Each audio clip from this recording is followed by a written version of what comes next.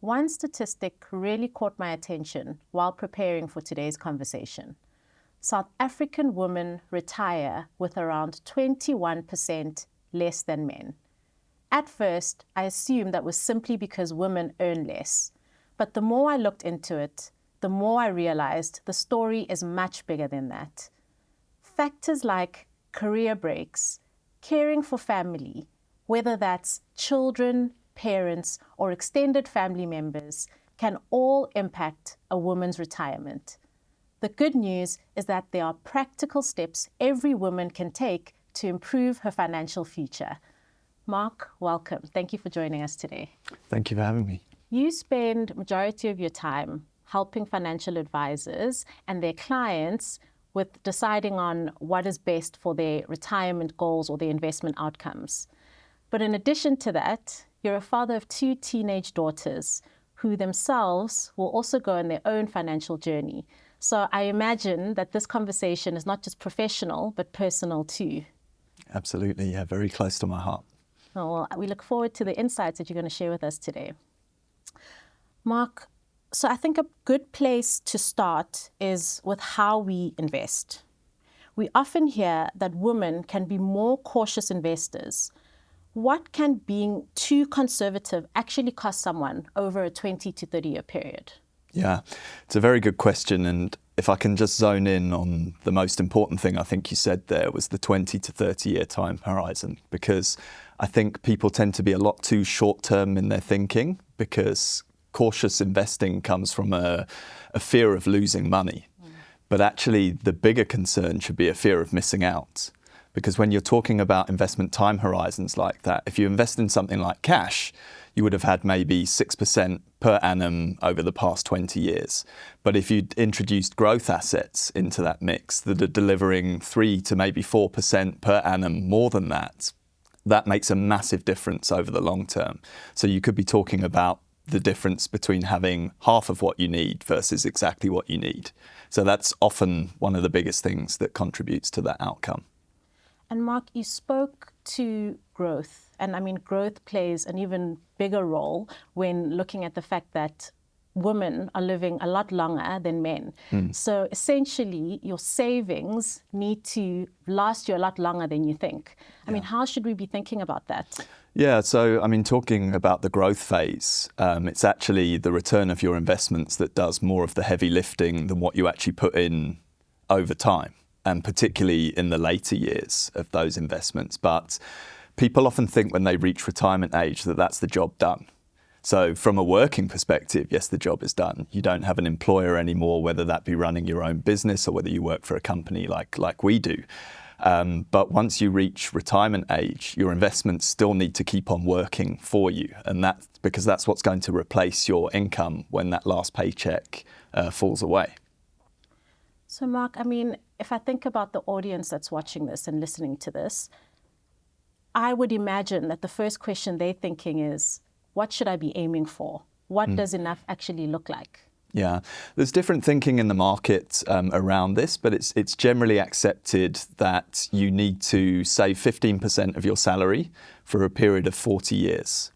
And that's a typical sort of working career.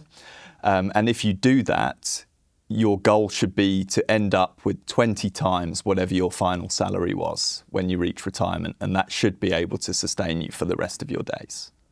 Marc, I mean, I hear 40 and I think, sure, 40 is a really long time. But I mean, there'd be a lot of people on this call or really dialing into this that are very well, very far along in the journey. So for those people who then want to look at their retirement savings, the question they would probably be asking is, how do I know whether I'm on track? How do I check whether I'm on track? And then what do I do about it? Yeah, everybody's partway through that journey already. So depending on where you are, there are different milestones that you can check along the way. So if you're 5 years into your career, you should have accumulated 1 times whatever your salary is at that point in time. And then if we fast forward to 20 years in, that should be 5 times. And then by the time you're 30 years in, it needs to be 10 times. And finally, after 40 years, it needs to be 20 times. So you can see that the multiplier effect starts ratcheting up the further you get into your career. And that really just shows, again, how it's that compound growth that's doing the heavy lifting in terms of getting there. And I think that really comes back to why it's key to contribute as much as you can for as long as you can to get there. So, Marc, if I've now had a look and I've checked where I am and I can see that I'm actually not on track, I'm rather behind, more especially taking the insight that you've just shared now, is the answer simply making a drastic decision to save a lot more? Is it how I should be investing? What actually should I be thinking about? And what is the first step for me? Yeah, well, I think we need to be realistic in terms of what is attainable for people as well, because obviously if you do find yourself behind, then you do need to take measures to try and catch up as much as you can. But there are realistic financial commitments that people have that need to be met. You can make lifestyle adjustments. You can do things like perhaps drive a cheaper car. If you have a room that's spare in your house, you could perhaps rent that out to get some extra income that can then be redirected towards savings. But I think the biggest thing is making sure that you're taking the risk that you need to take in order to reach your goals, rather than the risk that you're actually comfortable taking, because those two things are very, very different things. And then, I think it's just a case of making sure that that you're invested in the right sort of asset mix. When you look at the costs that are incurred in terms of that investment strategy, that those are reasonable, and that you're getting value for what you're investing. Things like penalties. Yeah, penalties. Avoid products with penalties wherever possible. But also look at what you're saving into as well. It's not just being invested in cash versus being invested in equities, but it's also, are those investments sitting in your own hands where you pay the tax in your own hands? Or are you able to use product wrappers as well that maybe provide some sort of tax benefit? Because if I'm invested in cash and I'm a high rate taxpayer, then 45% of that 6% that I was earning is lost to tax. So again, that's another hurdle that's preventing me from getting where I need to be. And I mean, Marc, that brings us to things like structures. So the structures that we're investing in. And for a lot of people, generally your retirement savings are through your employer fund. So that's your pension or your provident that you're contributing towards. But there are other structures like a retirement annuity or a tax-free savings. How do those complement, the other contribution elements that you would have? And should you have both of them? Can they work together? What is the thinking that needs to go into it when you are looking at a retirement annuity or a tax-free savings account? Yeah, I wouldn't say it has to be an either-or decision. Okay. I think you can use them in combination with each other. But if we break down for the audience, what each one is, a retirement annuity is really like a pension fund, but it's a voluntary vehicle where you can make contributions as and when you want to. So there's probably more flexibility than you typically get with an employer's pension fund. The benefit of it is that contributions that you make are tax deductible. So therefore it is, or up to certain limits anyway. So therefore it's pre-tax money that you're putting in. So for every 10,000 Rand I earn, if I contribute that to an RA, effectively the full 10,000 Rand that I'm investing gets invested. Whereas again, if I'm a high rate taxpayer and now I invest in a tax-free savings account, it's after-tax money that I'm putting in. So for 10,000 Rand earned, I can only put in 5,500 Rand into that particular product. So obviously if you're investing more and now that growth is compounding, both products, the growth is tax-free within the wrapper, but one can be made with pre-tax money and the other one can be made with post-tax money. So I would always sort of suggest to people that they consider maximising their contributions to their retirement funds first, and then tax-free savings account would be their second port of call for a lot of people. And for people like your freelancers or, those individuals who own their own businesses, who don't currently contribute to a retirement fund, would a retirement annuity be better suited for that type of an individual? I would say so, yeah, because at least they're making sure that they are contributing to something. But in all of those scenarios that you explained there, the income earnings are not fluid. It's not consistent from one month to the next. So having that flexibility to either be able to contribute by way of a debit order for those who have more consistent income, or if there are lumpy cash flows where they receive big payments throughout the year, they can allocate some of those funds to the retirement annuity. But I think the key thing is you want to pick a provider that doesn't impose any penalties if you stop and start savings, because I think that is one of the biggest benefits for people who are using retirement annuities. Right.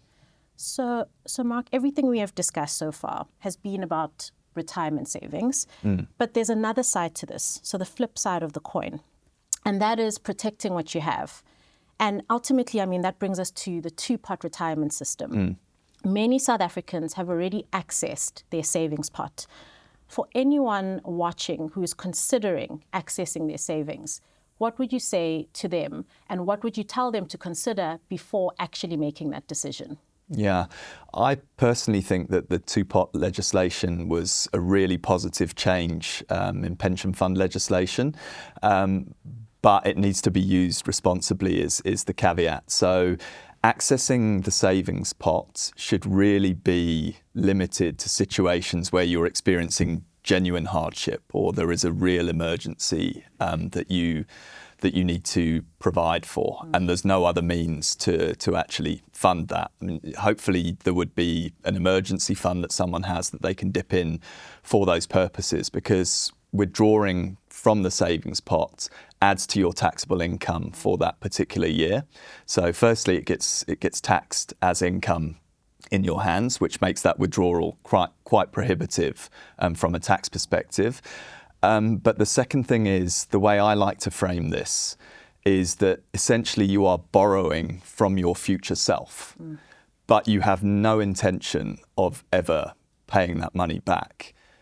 But it's also very easy to dismiss the amount that you're withdrawing because it's such a small amount. But you shouldn't be looking at it as borrowing the amount that it stands today. You should be looking at it as borrowing whatever that value would be in 30 or 40 years' time, whenever your retirement time horizon will actually be, because that number will be much bigger by then. And if you think about all the challenges that we've been discussing already, even where people do the right thing, they're making contributions, they're preserving those assets, people are still falling short of where they need to be at retirement. So this just compounds that even further.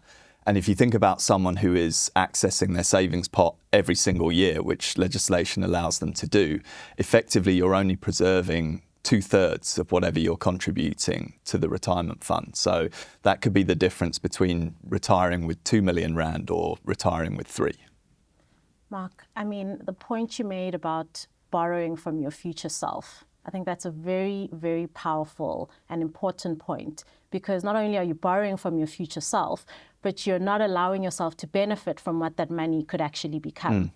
So I do think, that is key and an element that we should always think about. Yeah, I do think, we mustn't be tone deaf. We do need to understand that consumers in South Africa are under pressure, and there are times when people do need to draw on those funds, and that's why I think it is such an important piece of legislation.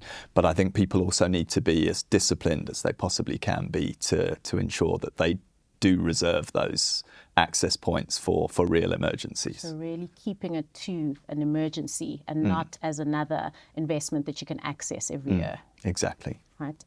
Marc, earlier we spoke about the benefits and the importance of investing and starting early. What about someone watching this thinking, I may have missed my chance. I didn't start early.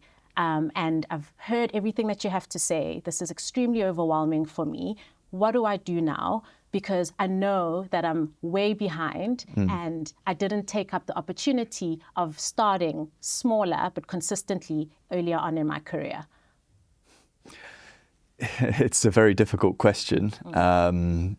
But I think the worst thing anyone can do is just throw in the towel and just say, okay, I'm too far behind, I'll never make up those numbers. But you also have to think about what the alternative is, because making any change is at least an improvement on the situation from where you were.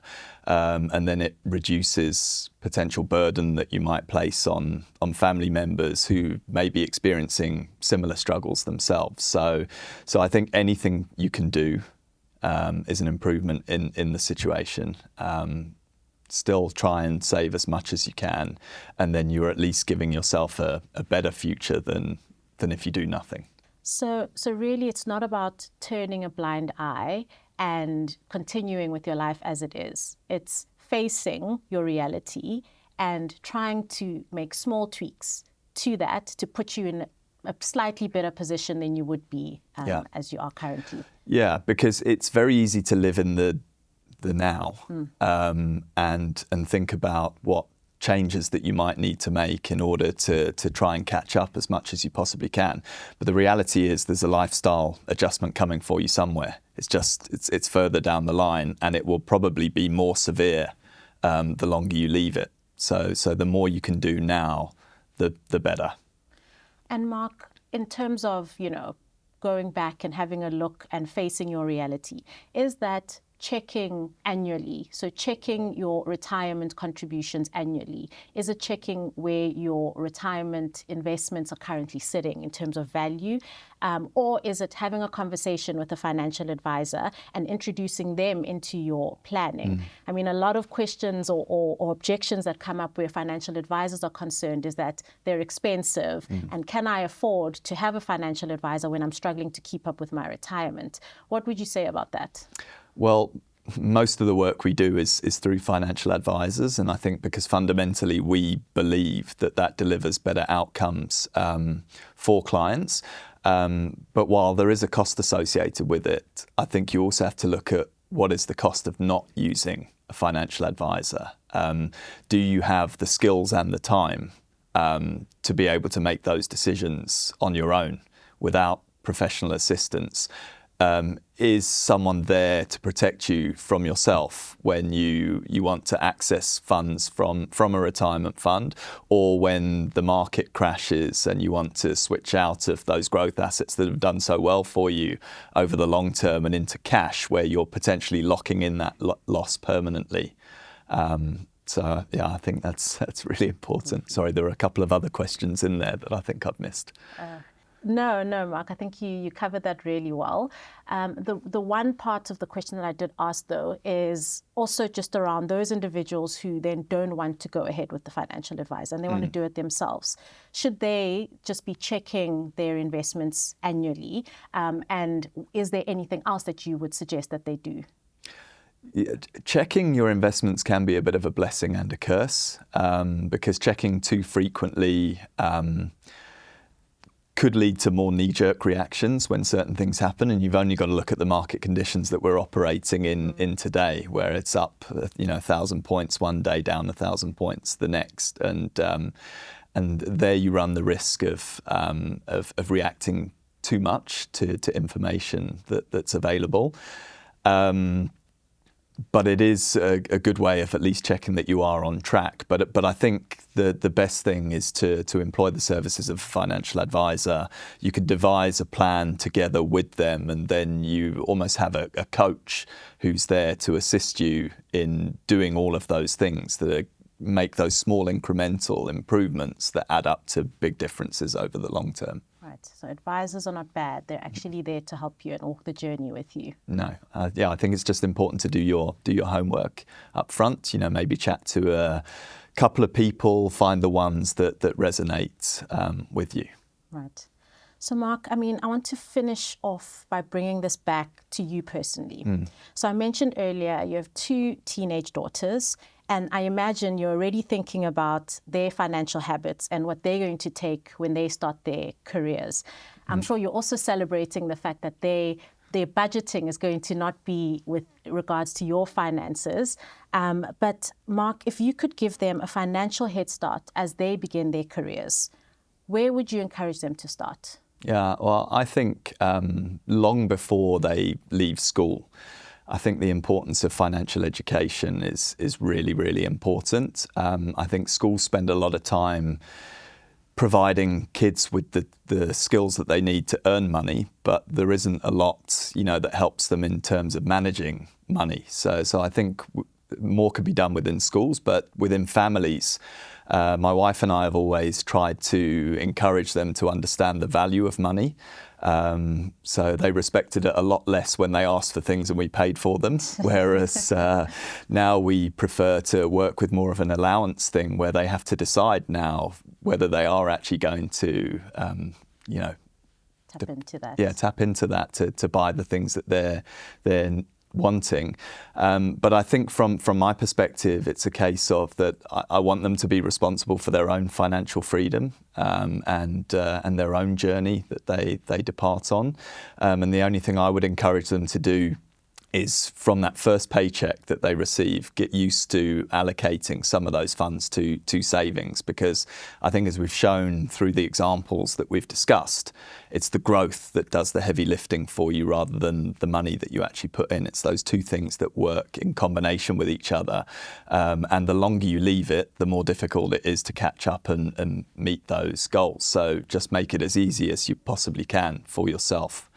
From day one. From day one. And teaching them that those habits start from when they start their careers. It's not something that they should only think about, quite down the line in their journeys. Absolutely. So it's just starting those small changes from the onset. Yeah, if you put habits in early, they're a lot easier to maintain. Right. Thank you. Thanks for the insights, Marc. One thing I've taken away from today is that closing the retirement gap isn't about earning the perfect salary or making one life-changing investment decision. It's about understanding where you are today and in making better decisions from there. If I had to leave everyone watching with 3 practical actions after today's conversation, firstly, that would be know where you stand. Spend a little time understanding what you've already saved and whether you're on track for the retirement that you want. Secondly, make sure your money is working as hard as you are. So whether that's through your employer fund, a retirement annuity, a tax-free savings account, or simply reviewing your investments with a financial advisor. And then lastly, don't wait for the perfect time to start or to do a little more. You don't have to change everything overnight. Small, consistent decisions made over many years are often what create the biggest outcomes.